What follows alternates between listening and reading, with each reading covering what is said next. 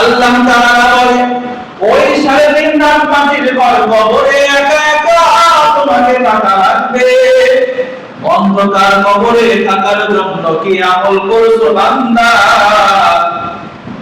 তুমি একটু চিন্তা ভাবনা কইরা তোমার জীবনটা লালন পালন কইরো। আপনি আমি মুসলমান, আপনি আমি আখির নবীর উম্মত। আপনার সাথে আমার সাথে আল্লাহর এমন কোন গ্যারান্টি হইছে কিনা কবরে গেলে কোনো আযাব হবে না? কারোর সাথে কারো কোনো চুক্তি হইছে কিনা? কবরের ফেরেশতাদের সাথে আমাদের চুক্তি হইছে কিনা?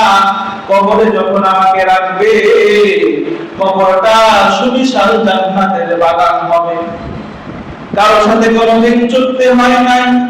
অন্ধকার কবর, প্রতিদিন যাবে সেখানে মরণ হয়।